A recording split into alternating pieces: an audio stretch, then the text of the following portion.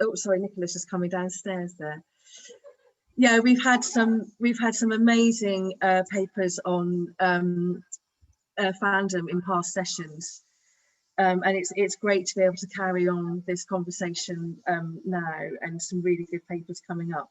The first one is from Carenza Lewis. So Carenza, if I can hand over to you, and you share your screen.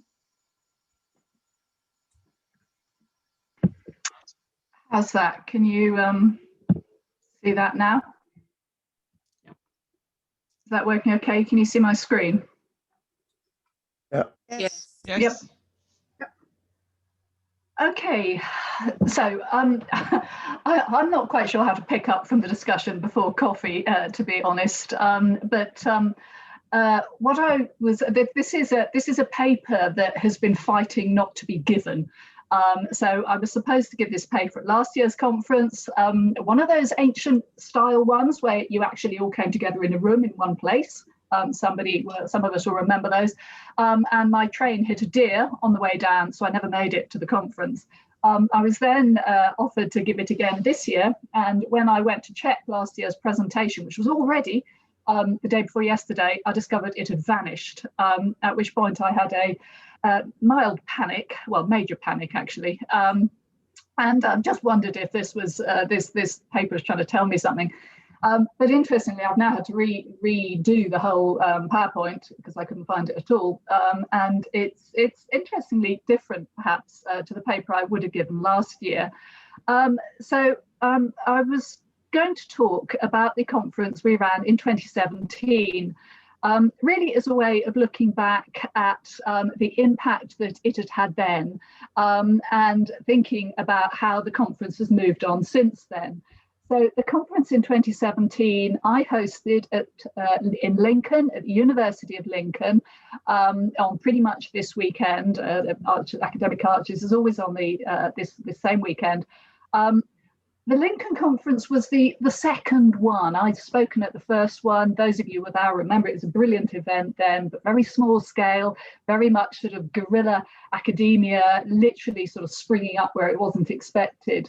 And there was a huge clamour for another conference, and the opportunity to hold it at Lincoln was something I was able to make happen. There was a good reason for having it in Lincoln, because Lincolnshire is one of the places that claims to have been the inspiration for the Archers in the first place. And I don't have time to go into that right now. But we increased the whole scale and scope of the conference. We ran it over 2 days. We had a conference dinner at the Bull in the village that was one of the inspirations for the Archers, and a day and a half of papers. And I think it did it established the Archers, Academic Archers, as a returning event annually rather than just a one-off. That's right. Maria Martin, Ink Bearer. Oh yes, that's right. Hello. Yeah. Sorry, I can hear people talking. Is that people coming in with a question? Okay, never mind. So the programme, as I said, was massively extended. It excited a lot of wider media attention, talked about in the press.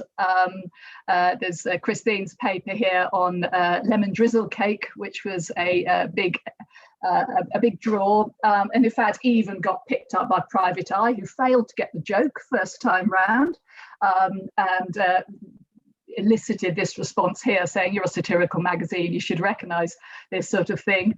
But the point it made here was that the whole conference was one long loving piss take done by people who don't take themselves or the Archers too seriously. Now, obviously this morning's discussion has shown how very, very far the conference has moved since then. We collected feedback on the conference in 2017 with an extensive 2-page form. So all I'm going to do in this quick 10 minutes that I've got to try and keep to time is talk about the feedback and think a little bit about the impact of the conference, what people who are involved in it are getting out of it, and then bring that to today, really, to think about what are we getting out of it today. So when we asked a range of questions, One of those was, one of the first was, are you an academic? The idea of academic archers, of course, is to talk about research through the lens of the archers, but attract a wider audience. And in 2017, as you can see, more than 3/4 of the audience were not professional academics. So it really was reaching that wider audience. And this is the in the room participants. We were streaming all of the talks online as well, but the feedback was from the in the room participants.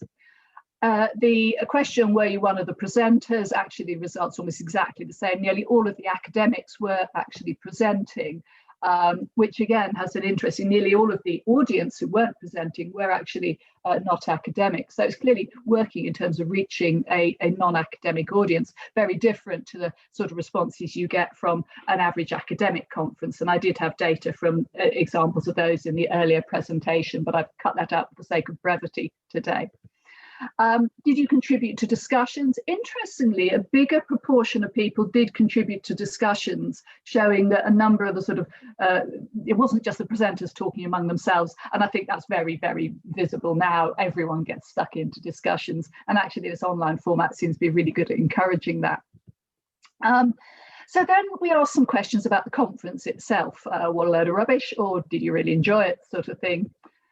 So the overall rating was incredibly high. Now here we had a 5-point sort of Likert scale.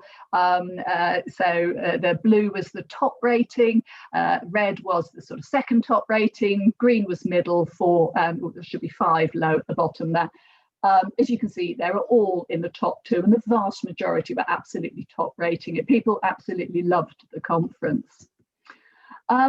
Refreshments, we're asking a little bit, obviously that doesn't apply to today. Well, maybe it does. I'm actually away from home at the moment. My mother has been in hospital with a broken hip since the end of December, so I'm away from home at the moment. So I don't have the cakes. My family will eat the cakes. Lucky old them.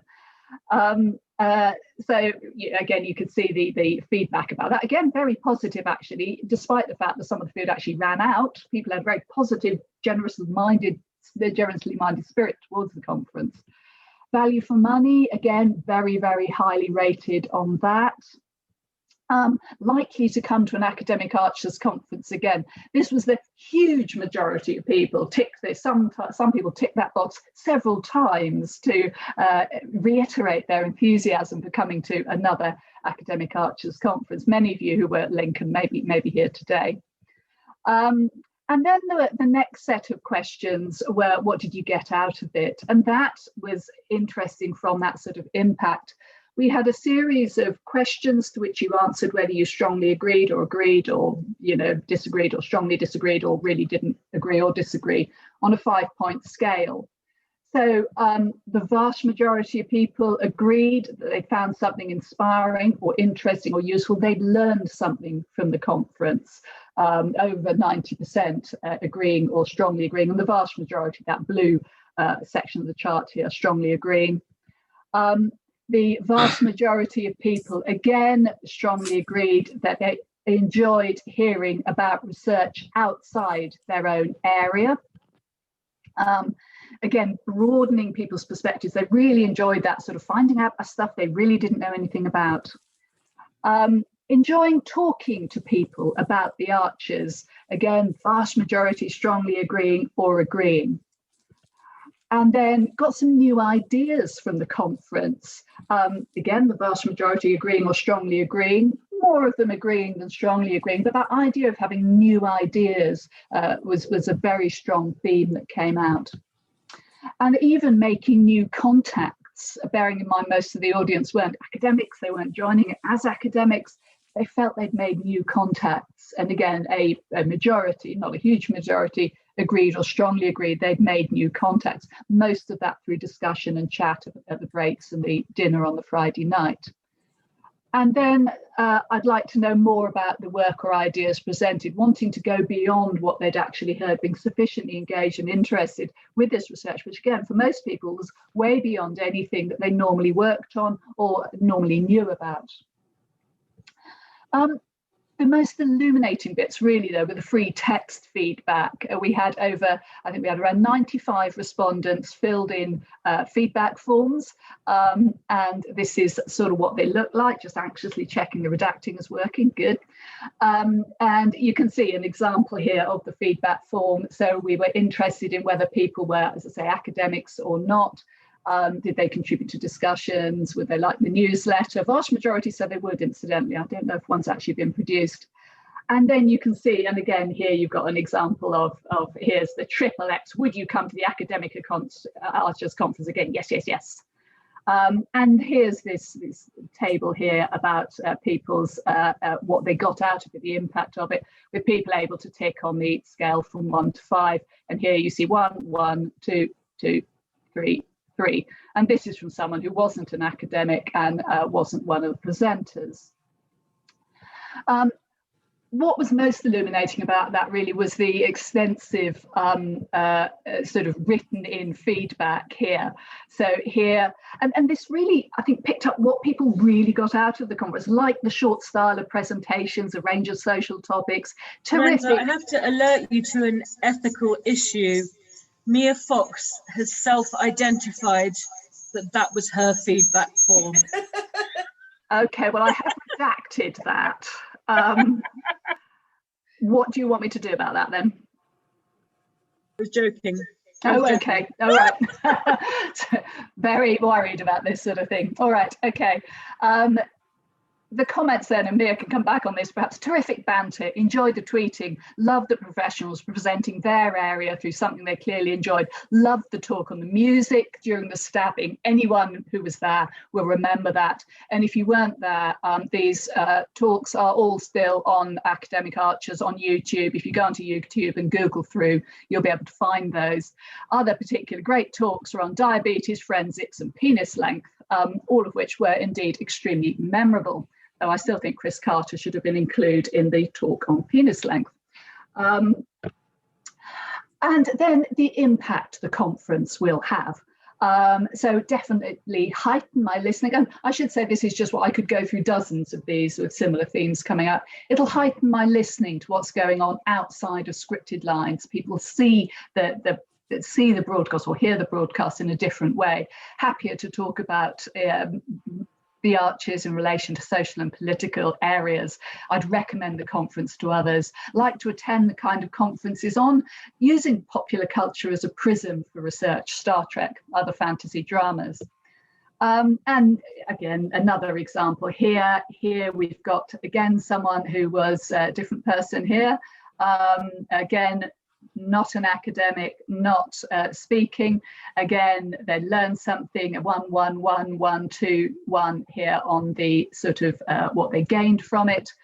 And again, this range of different, the camaraderie, humour, social media, review of Ambridge, intelligent, witty people talking passionately about areas of interest, making the connection with Ambridge, be curious, be serious, be joyful.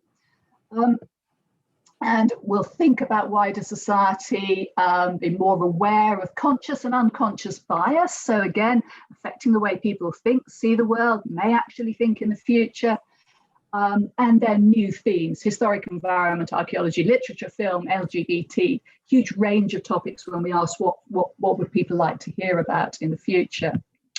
Quality of chairing, light touch, again, optimizing use of time, sessions well curated, talks complementing each other, and the supportive and well-informed audience as well being highlighted here. So the impact then, I've been doing some research recently using grounded theory to look at the impact of volunteering on heritage sites on well-being. And this has been quite interesting. I'm not going to do a full grounded theory analysis of this, but the themes that come out from looking particularly at the written in text are really illuminating. We've got the enchantment of learning about serious research in a fun, humorous way. We've got knowledge gain being enhanced by this sort of stealth learning approach, a delight in seeing things in new ways, and an excitement at widening horizons from this, a wonder at the breadth of subjects covered, an enjoyment of sharing an interest with other people, a warmth from feeling part of a community, and nostalgia from memories and remembering past, sort of continuity. And complementing that, anticipation and optimism for the future, new ideas for things to do, and avenues to pursue, new interests to investigate, new research directions in the future. And the interesting thing here is we can tie these in very closely to well-being. So if you look at the NHS, the 5 steps to mental well-being, which are based on research done for the National Economic Forum by Jodie Aked and others some time ago. These 5 steps are connect with other people, where we can see how the 2017 Academic Archers Conference achieved that. Be physically active, well, maybe not quite so much. We should have added in a few more stairs perhaps, or maybe a keep fit session in the middle.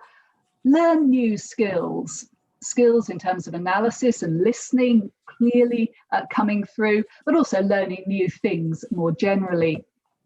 Give to others. People were contributing their ideas, their knowledge, and their commentary and their discussion, both in the hall and in informal discussion in coffee breaks. And pay attention to the present moment, mindfulness, that 5th step to well-being. People are absolutely focused on what they're finding out about. So what we could say in conclusion, I think, to this is academic archers is good for your well-being. And of course, maybe it should be even available on social prescription. Now, this is all from 4 years ago. It's the 5th years of academic archers this year. We're in a different world. We thought the world had shifted on its axis in 2017, just after the Brexit vote, which of course the Archers has steadfastly ignored, despite possibly its significance for farming. Well, definitely. Nonetheless, to avoid getting on a hobby horse on my part, it will be very interesting to see how things have changed, and also to see the impact perhaps of this online approach to academic archers conferences that's been forced on us. So a similar survey, it's slightly shorter because I could only have 10 questions on SurveyMonkey, and I would have used Qualtrics, but we're just switching over from that. So there is a survey at that link there, and it should work if you use the QR code on the screen at the moment. Please take part in the survey, ideally at the end of the conference, and then if we write this paper up, we'll be able to compare the results. Put as much text as possible, those qualitative free text descriptions, discussions, ideas about what you get out of it are so valuable. So thank you very much. I hope you found that interesting, that little trip back in time to 2017 and a little bit of a thought about what we're getting out of it today. Thank you. Would you like me to stop sharing now? That was absolutely wonderful, Carenza. You've been very modest. So saying the bit about there was a reason for you to do it, I'm not sure that everybody knows. This is television's Carenza Lewis, famous for being in a trench and throwing herself around in pursuit of relics.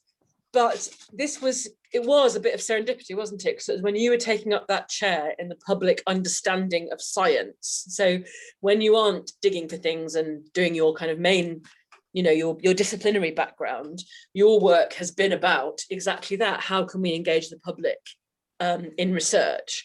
So I just wondered if you'd like to say just a word about kind of the other things that you've been doing around academic archers in that role at Lincoln, because I think it's one thing I always find interesting is when I enthuse about academic archers, someone will always say, oh, well, we could never have it like that for our real research. And it's a bit kind of like, well, we should. Do you know what I mean? Is there anything that you can take from, you know, the way that we do it into kind of the more mainstream public understanding kind of world? If that's a ridiculously hostile question, I apologize. Yeah, I mean, I think it has a huge amount of potential. I think it's, you know, we've run it, well, you and Cara have run it on for the next, you know, for 5 years now. That's half a decade. I mean, who would ever have imagined? I think it's, you know, there's potential for much, much more, I think. But, you know, nobody has that much time. And, you know, that way actually about stealth learning, stealth engagement, guerrilla engagement, I think, you know, there's so much knowledge out there and so many new ideas that are coming out of research, and whether it's a pop-up exhibition in a shopping centre on the results of one's excavation on a council estate, which is what I did a couple of years ago for the Being Human Festival, or whether it's something like academic Archers, or whether it's academic Star Trek or academic Poldark. There's a huge scope for doing that, and maybe there's a way that we should be trying to find a network of academics who really connect with different sorts of academic EastEnders. There is a huge opportunity to give people access to knowledge, and people who 50% of the population still don't go to university now, but are still interested. Of course. Great way to democratize access to ideas and knowledge and all of the benefits. Somebody's loving academic Poldark. Yep.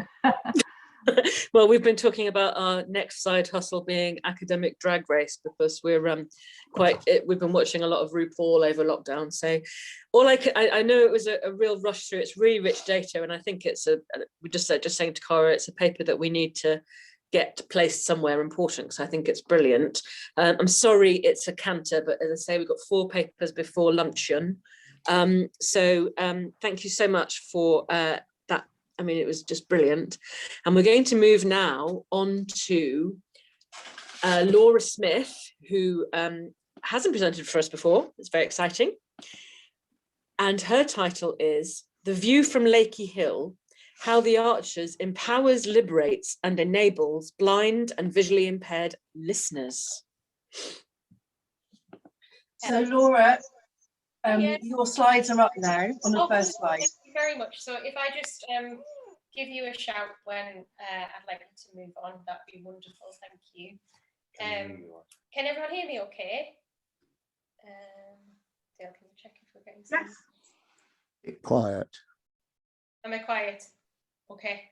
Can you get your microphone closer to your mouth, maybe? The microphone. Is this any better? Yeah. Is that better? Yes, thank you. Perfect. Wonderful. Okay, fantastic.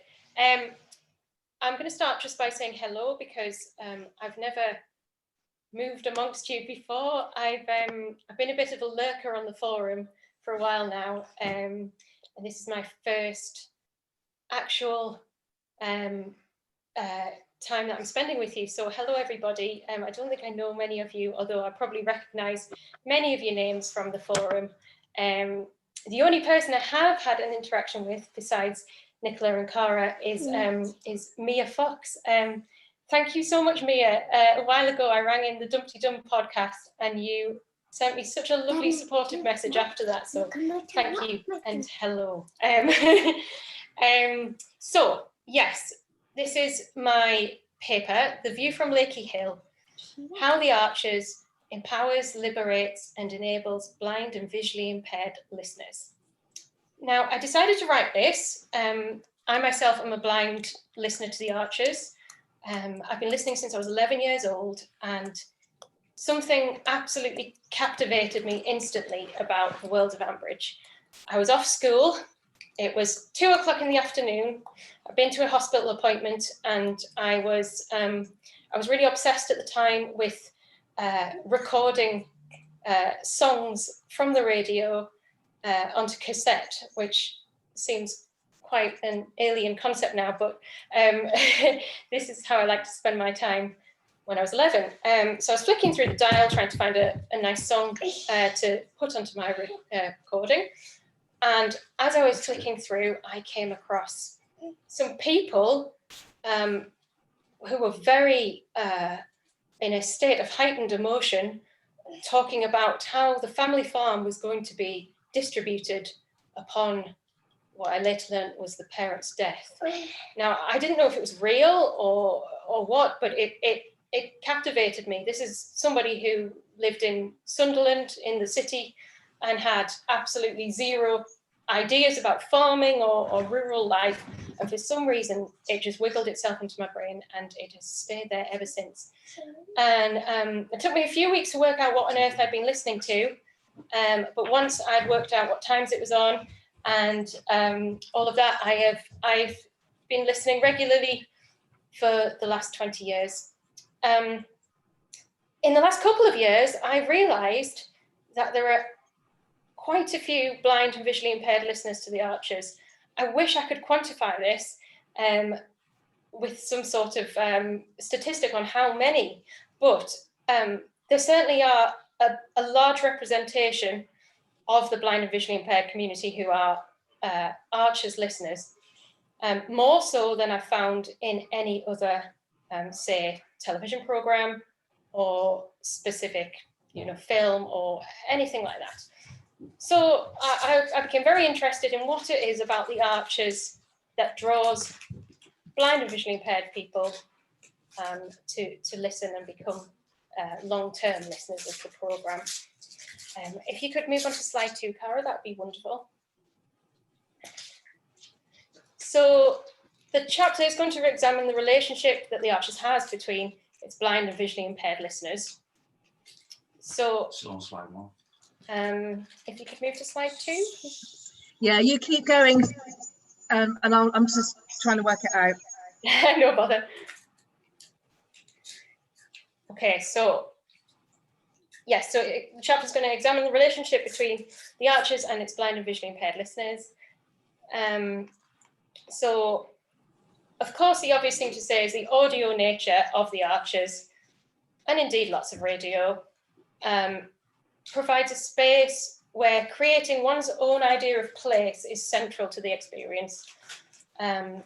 So the information we're given in our ears is the only thing we are using to interpret what is happening and to create our own ideas of how places and indeed people look within that space.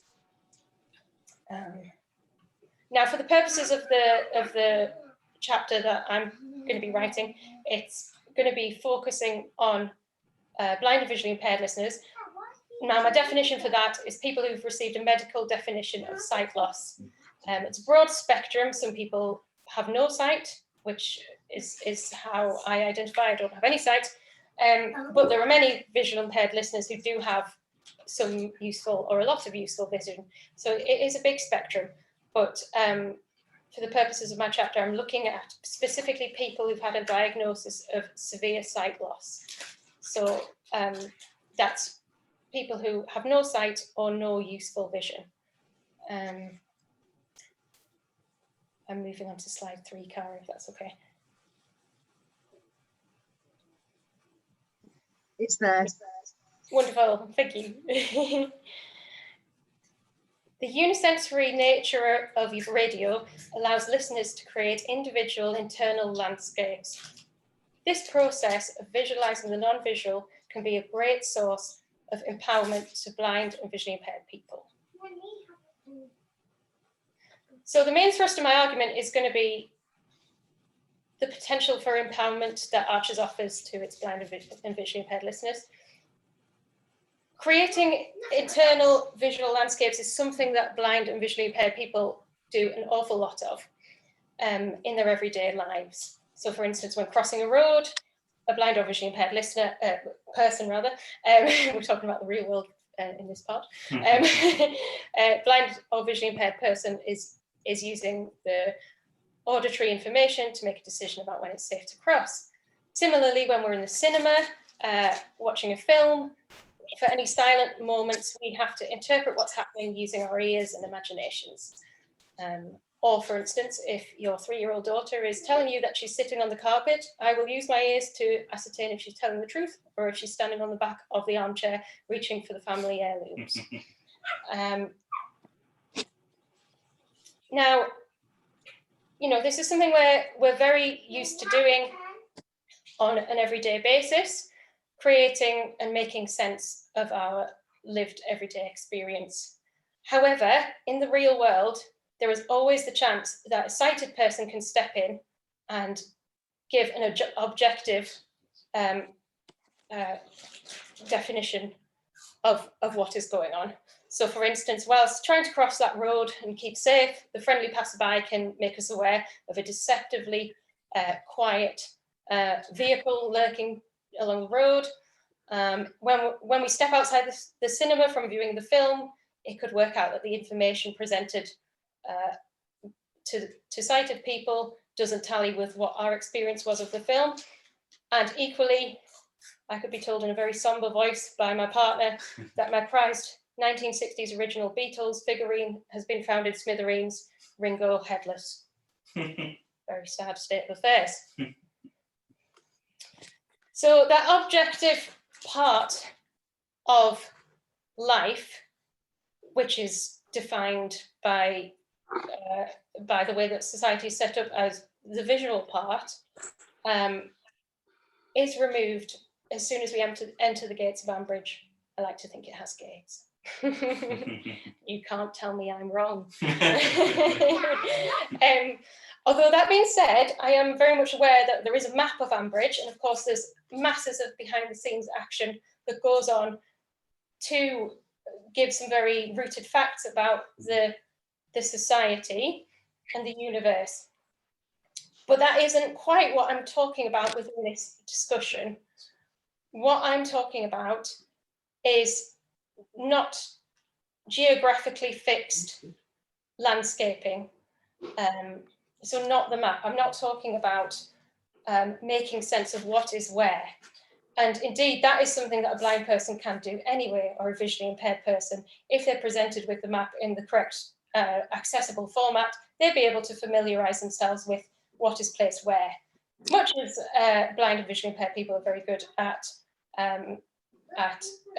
learning and familiarizing themselves with routes when they're given the correct support. What I'm talking about is the more fluid, shifting parts of everyday life that adds the colour to our lived experience. So I'm talking about whether the Horrobin household needs its ivy cutting back, whether Fallon's dress is made out of the same curtains, same as her curtain material. And for one glorious week, I had Ben Archer riding around in a luminous pink car with a paisley patterned bonnet, until that was sadly destroyed for me. If you can move on to the next slide, please, Cara, that'd be wonderful. So it takes a little while to catch up, so you carry on. I'm slowly getting my computer cursor down too to see what we're talking about on this one. Okay, so all visitors are invited to enter and experience the fictional universe of Ambridge in exactly the same way, with their ears, their intellects, and their imaginations. I would in fact add to this all their other senses, because of course, when listening to audio information, it doesn't necessarily have to translate into a visual picture that you interpret it as. For instance, I heard the actor who plays Jazza, Brian Kelly, who's a blind guy, he was saying that he visualizes Ambridge, or rather interprets Ambridge in a non-visual way, as he's been blind since birth, and he doesn't have any visual concept. So he interprets the world of Ambridge in a much more multi-sensory way, thinking about how it feels, how it smells, atmospheres, that sort of thing.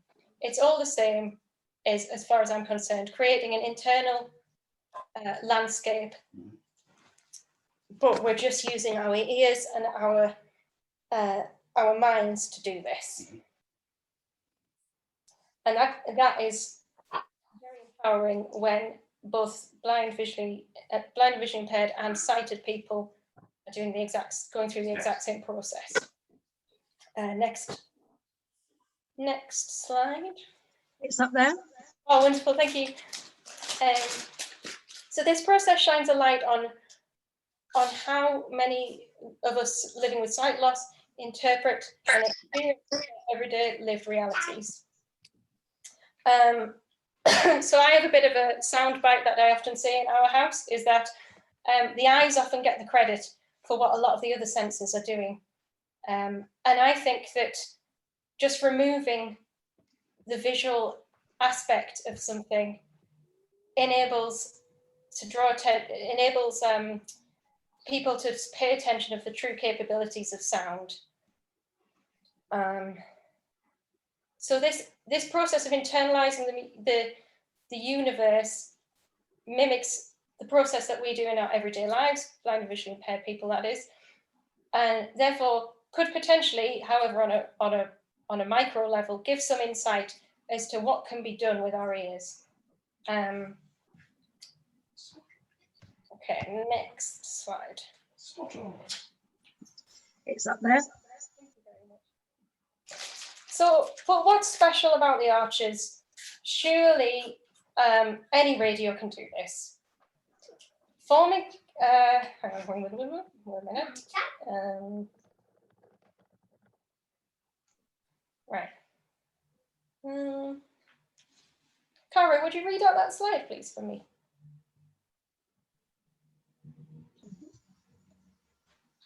I can do, yep. So forming connections and thus familiarities with a solely audible universe is a platform to the capabilities of sound. It demonstrates how familiarity, connection, and relationships can develop without sight. Yeah, wonderful, thank you. So, yes, so what is it that's special about the Archers in doing this? Well, what I would say is that the long-running nature of the Archers doesn't just shed a light on how we can create colourful and interesting and diverse landscapes by just using our ears and our minds. We can also create connections with character and also learn things about people just using our ears. And again, this is something that blind and visually impaired people do in their everyday life.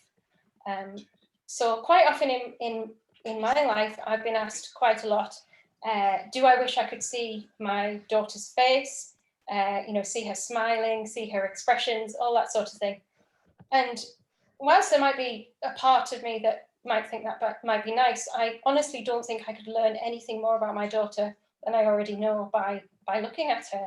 And I think the Archers does a wonderful job in exploring how we can respond to people and really gain a familiarity and a real understanding of people and their characters without ever seeing them. So for instance, Linda's sniff, we know she's not in a good mood, she's disapproving. The slam of a door, God, shudder at the thought, makes me, we can tell what mood Rob Titchener was in upon him before he'd even spoken. All of these things are shedding some light again on how we can connect with people without needing to see them. And I think that is very empowering for blind and visually impaired people because it gives a validity to our experience. And,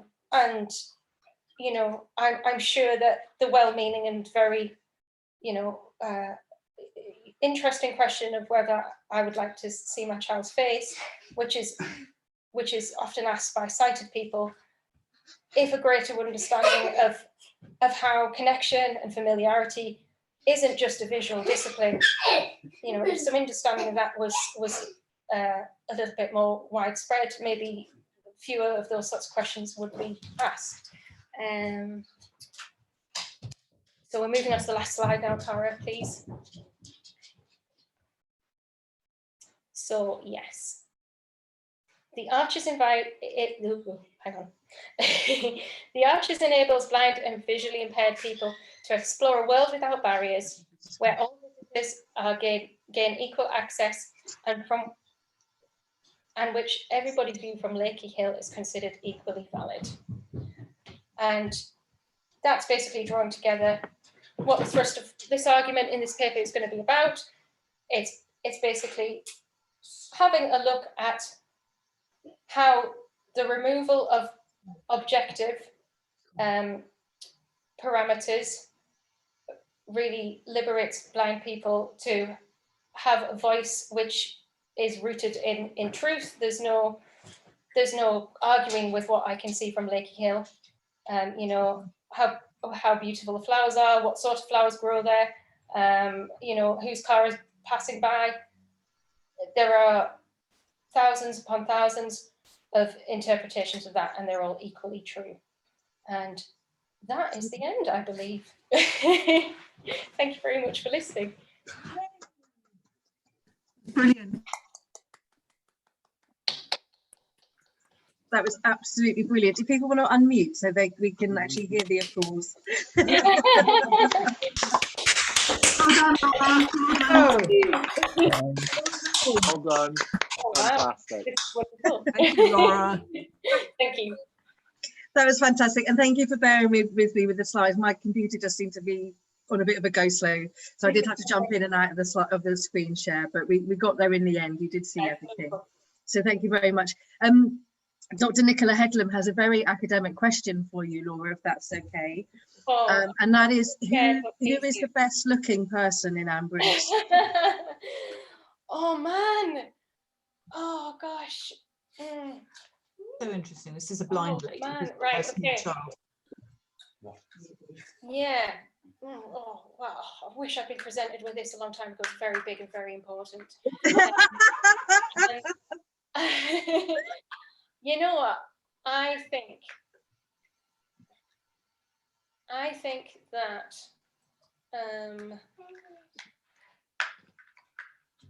oh, you know what? It's so biased because obviously, but the characters I like are the characters that are beautiful. So Jazza is an absolute babe. Regardless of whether he's in his adamant costume or his kilt. I know that's a bit controversial. I've seen some threads with some very anti-Jazza feelings, but he's a complete star. And Tracy's an absolute babe. And Lily, I think Lily is beautiful in a very classic way. And I think Jim Lloyd would have been rather dashing in his time, and still is. And yeah, I agree. I agree with all of those, actually. I think very good. Alistair, man. Alistair, obviously, absolute babe. Alistair has her own answer to this question because she thought that Charlie Thomas was just like, babe. Goodness, yes, absolutely. I'm pleased he left because I was a quivering wreck after everything.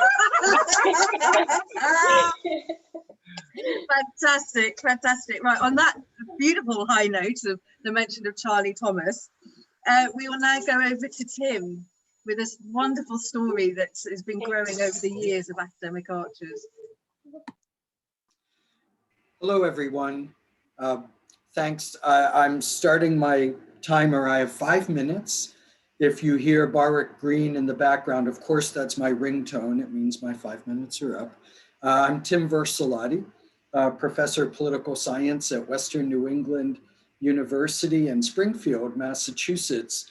And this is just a quick pitch for a chapter I'm working on for the next book on fandom. And I'm drawing on my experiences teaching a course on English villages.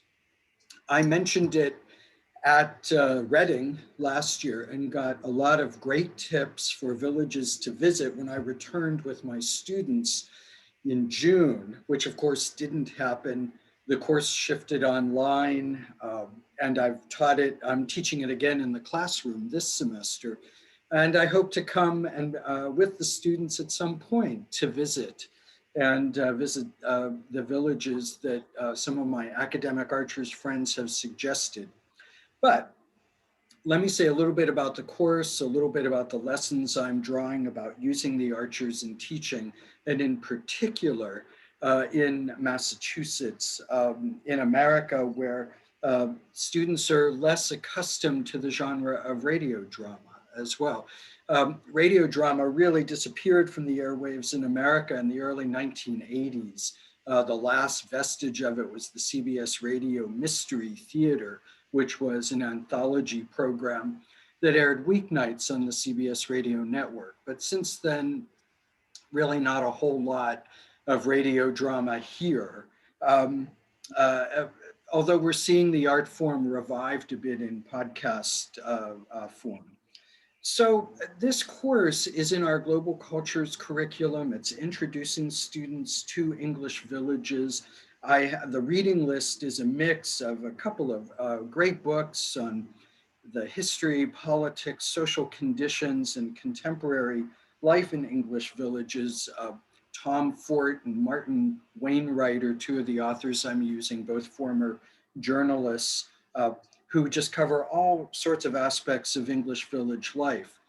I matched that to illustrative episodes from the Archers in what I call a constructed year. That's a concept we use in content analysis, where you pick from various years to get one complete set of observances, episodes, in this case, village celebrations. So I'm introducing the students to Burns Night at the Bowl, the pancake races, the village cricket season, the village fete, the Hollerton Silver Band, the Flower and Produce Show, and on. I'm also drawing from chapters from the first 3 academic Archers books, which is a terrific source of information and analysis as well.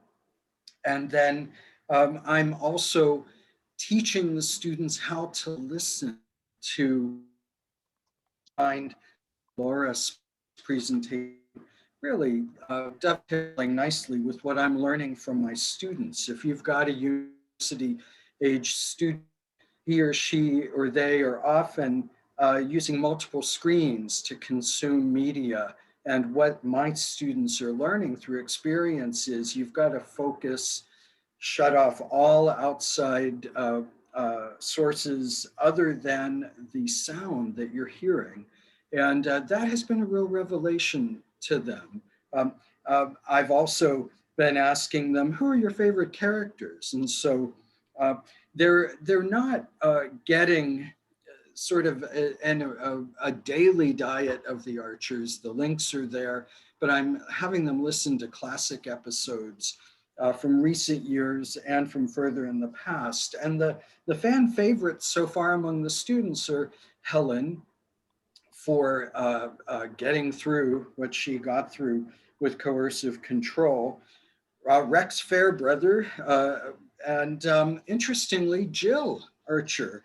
One student said she has a soothing voice, which I'm sure will generate all kinds of discussion among fans. They also love that she got arrested. Big points to Jill for getting arrested. Their least favorite fan characters, Toby Fairbrother for his self-absorption. And I'm sad about this because I don't agree with this assessment. They don't like Linda Snell, the pre-Grey Gables explosion Linda Snell. They feel she's bossy and unyielding, and I'm trying to bring them around because she has emerged as just an extraordinary person, especially since last spring. But it's a work in progress, a lot of lessons to learn, a lot of fun to have as well in the classroom. The students say it's like diving into the middle of a novel. How do we catch up? And I say, well, that's how most of us got started. Very few of us are still around who were there at the very beginning, although I know there are folks who remember the beginning, but most of us are coming in mid-story as it is, and you plug in, you catch up, and the students are finding that as well. That's it. That's my pitch. I thank you for your time. If you have ideas or thoughts about the course, I'm very eager to hear them. And thanks for having me. It's great to be part of this again. Tim, we just love you, and it is so fun now. It's so fantastic.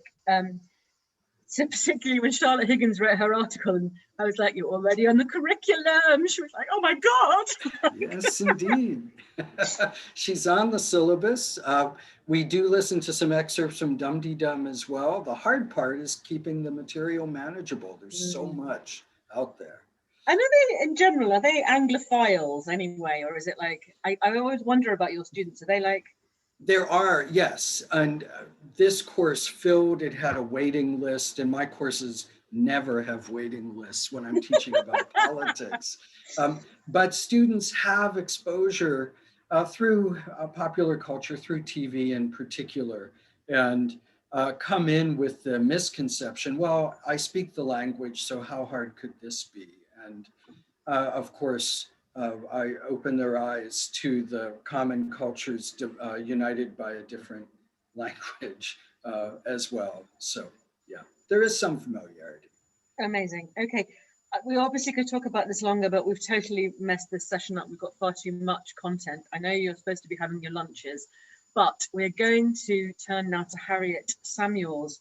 And Harriet's a bit of a different find, as it were, because she had written this article up, and we found it. And basically, we've been trying to get her to do something with us for months and months. And we are delighted to recommend this paper, which you can seek out afterwards. It is, so as you all know, the Lincoln Conference, the book within a book of Custard, Culverts and Cake, had the Helen and Rob storyline comprehensively analysed. And Harriet Samuels is The Archers, the Radio, Violence Against Women and Changing the World at Teatime. We're all changing the world at teatime. So Harriet, if you want to share your screen, that would be amazing. Is it okay if I just speak? I did have slides prepared, but I think I might just overrun if I use them. So, darling, whatever you're comfortable with. I mean, okay. Yeah, I think mixing it up, like definitely some talk without slides is good. Okay, all right. So I'm just, hello everybody. I realise I'm the slot before lunch, so I'm going to try to be brief. And as Nicola said in her introduction, I'm just going to talk a little bit about a paper I wrote that came out of obviously my 20 years listening to the Archers, but also my obsession with the Helen and Rob storyline and its brilliance and how it fitted in with so many interests of mine as a legal feminist and as someone who's very interested in civil society issues as well. So I'm not going to remind everyone of the story because amongst fans, I know we all know the story very well, but the story essentially focuses on a particular aspect of domestic violence, a psychological element, and to some extent the economic element. And it dovetailed with a introduction of the law in England and Wales on coercive control. So Section 76 of the Serious Crime Act of 2015 introduced the actual crime of coercive control. And the sort of conduct or behaviours that were included were things that we all heard Helen experiencing, isolating a person from their friends and family and monitoring their time, taking control of their life, what they wear, etc. And threats to hurt them or a child, a disclosure of information. So we kind of saw most of those things. And so what I wanted to focus on was the impact of the Rob and Helen storyline. So just reminding people of the impact that it had. So these are some of the things that were reported. So calls to the domestic helplines run by Refuge and Women's Aid, the two main charities, increasing by 20%. There was a fundraising page for Just Giving, which raised over £140,000. It may well have been more than that. The drama made front page news in some of the quality and tabloid newspapers as well. And Women's Aid and Refuge on the mainstream media, being interviewed on main news programs about domestic violence. And it also, and I think this is really important too, it captured the imagination of the legal community. So if you went onto websites for solicitors' firms and barristers' chambers, you'd often see commentaries on the Helen and Rob story and the family law implications, the custody issues around Henry and care issues and domestic violence issues. So issues around divorce. So lots and lots of blogs and commentaries on that.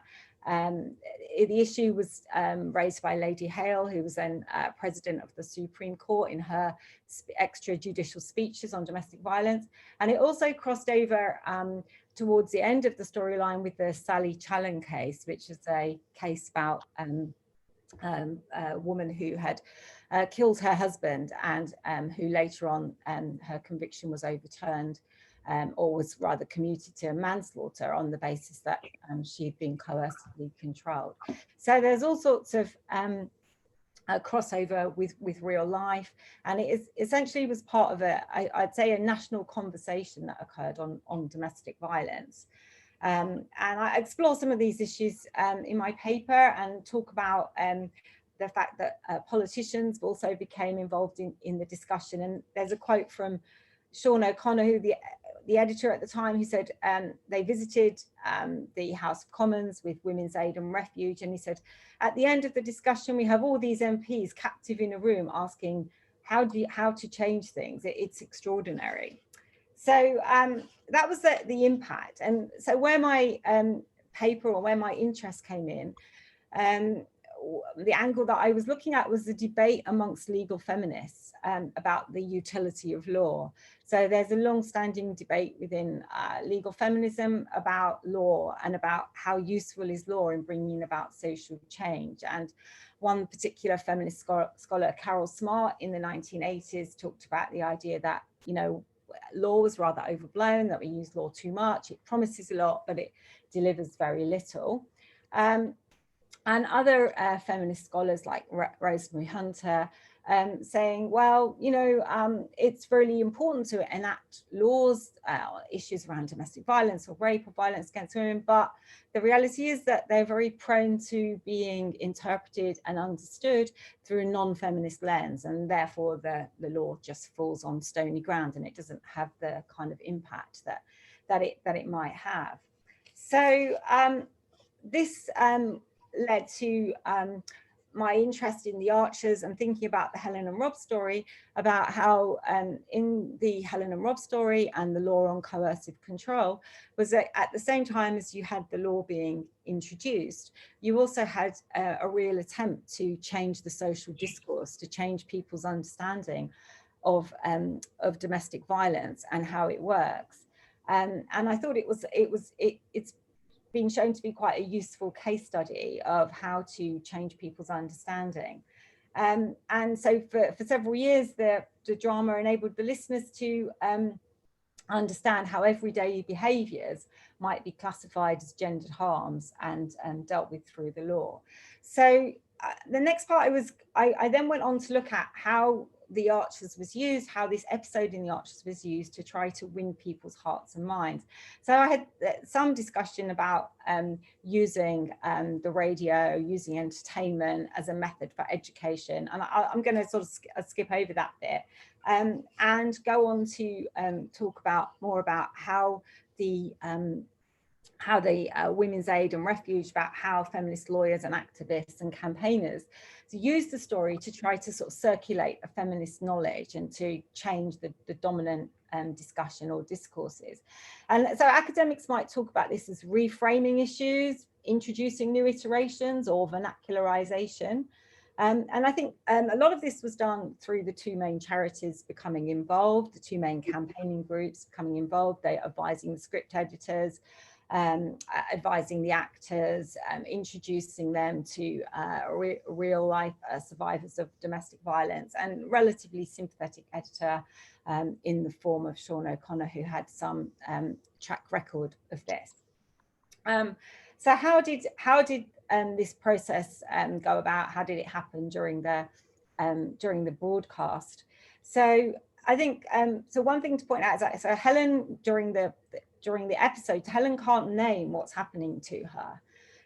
But as the program is progressing, you have organizations like Refuge and Women's Aid on Facebook and on Twitter naming it for her, right? They're saying, yes, this is coercive control, this is domestic violence, this is very, very common behavior.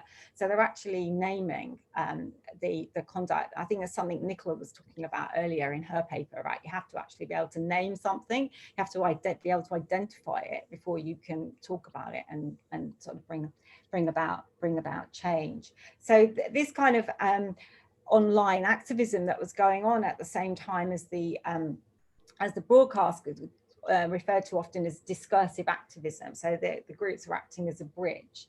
And they were explaining very effectively why Helen couldn't leave. Stop asking. I think one of the slogans of Women's Aid was stop asking why Helen can't leave. Stop asking why she doesn't just leave. Rob's manipulation of the, of the whole village and the family and the gaslighting. So again, they're explaining these are very common behaviours. There were interjections by survivors of domestic violence as well. So there's a whole sort of online discussion, the use of the hashtags and the slogans, lightening the mood in places as well, which I think was very important, like the solidarity with Helen, which was partly, with the broadcasters and also the Women's Aid joining in. The timing of the story was very fortuitous because it occurred at the same time as there was this law reform going through, and the longevity of the story. So it enabled it to have this sort of drip effect, and we began to understand very, very slowly what was happening, and the fact that Women's Aid and Refuge took a very feminist stance and explaining what was happening in very gendered language, explaining the issues of power and control and the broader issues. So they basically could be described as inserting themselves into all the available spaces.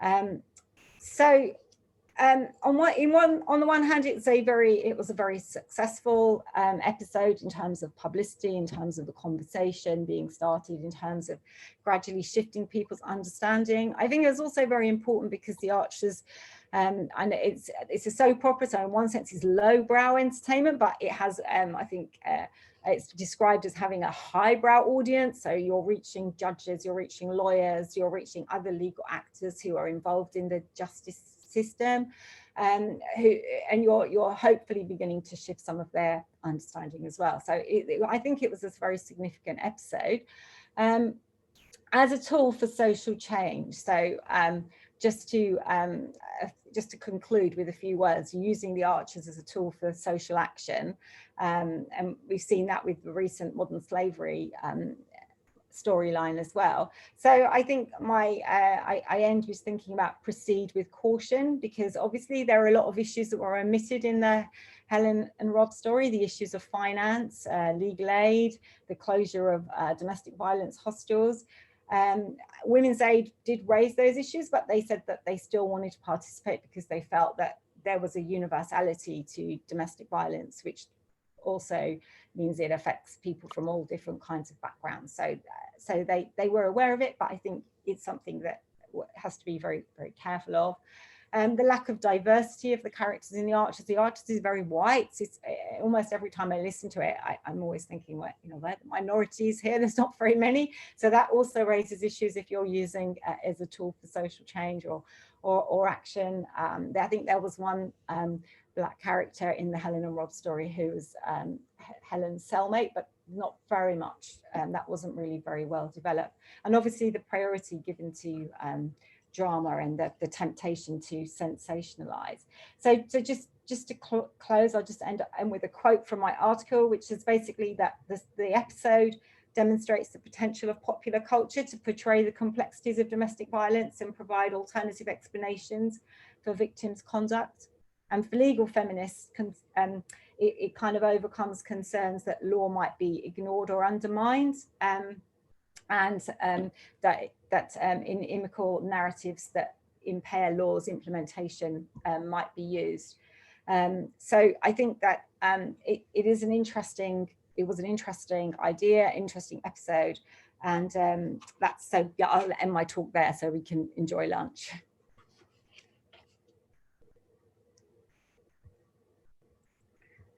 Okay. Thank you so much, Harriet. And as I say, it's a slightly weird order. So sometimes we have work which is developing and then will be published, but yours is already out there in the world. So if I will circulate the links for those that would like to read the feminist law perspective on that. And we're just so pleased that you could join us today and remind us of the impact. Actually, thank you very much. So as I say, we overdid it in that session. So. We basically have about 30 minutes now before going live to Spiritual Home for the yoga. And I tell you what, this was almost a bit of a joke, but some of us in lockdown have become so reliant on yoga in order to kind of get the equanimity to go on. I really recommend the yoga teacher. I don't know if she's already joined us. She is my sister, Kate Valentine, who has She's trained in all aspects of yoga, but she's a real expert in the really hardcore Bikram stuff. But as you see from your packs, she's devised a very special chair yoga for us to do, and we'll be doing that at 2 o'clock. So please do come back promptly, even though it's not a massively long break. And if you want to keep talking, that's fine. We did talk about putting you into breakouts, but I think probably, it's yeah, we'll just keep going.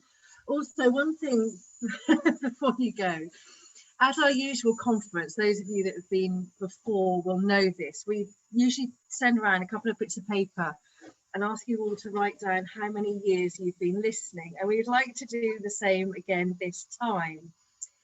And the only sort of bit of paper we've got really is the chat room. So whilst you're over lunch, and whilst if we can kind of keep the chat a little bit quieter, but could you all put in the number of years you've been listening, and then we'll try and tot it up. Okay, so chair yoga at 2, and then we'll go into our next session for the afternoon at 2:15. And then of course we're traveling over to the Orangery and to the tea room for our last session of the day. So see you in a bit, everyone.